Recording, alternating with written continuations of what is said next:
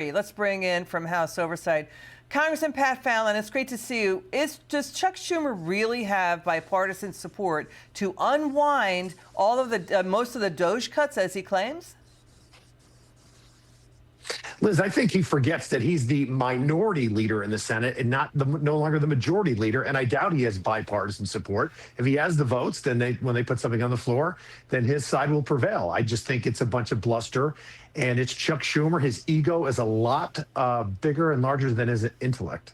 You know, a lot of voters and the majority of Trump voters say, hallelujah to what Trump is doing. No president has done this in like forever. The waste is rampant through U.S.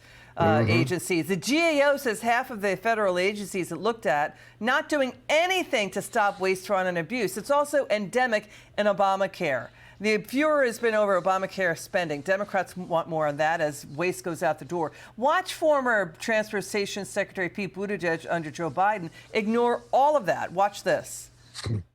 And if you do, when you sit down to do the bills, you shouldn't feel like you've got to choose between your health insurance premium and your mortgage. And when you do those bills, you should still be able to picture how you're going to have a vacation.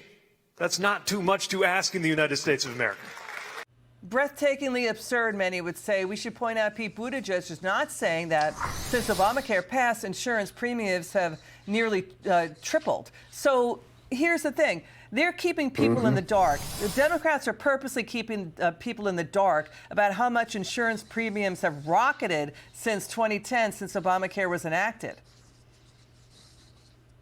It was the Affordable Care Act, and they forgot the U in the end. It was the Unaffordable Care Act, and as you just pointed out, Liz, correctly, premiums have almost tripled in the last 15 years. What we were doing with DOGE, and I sit on the DOGE subcommittee, was ending fraud, waste, and abuse that doesn't do anybody any good.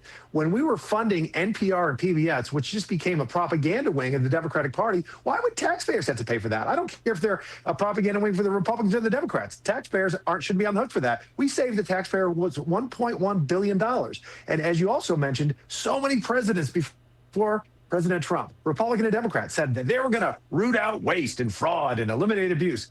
And they didn't do squat. President Trump is doing it, and he's paying a political price for it. At least the Democrats are trying to make him do that. But we're going to be steadfast because we're $38 trillion in debt. Congressman Pat Fallon, it's always great to see you. Thank you so much.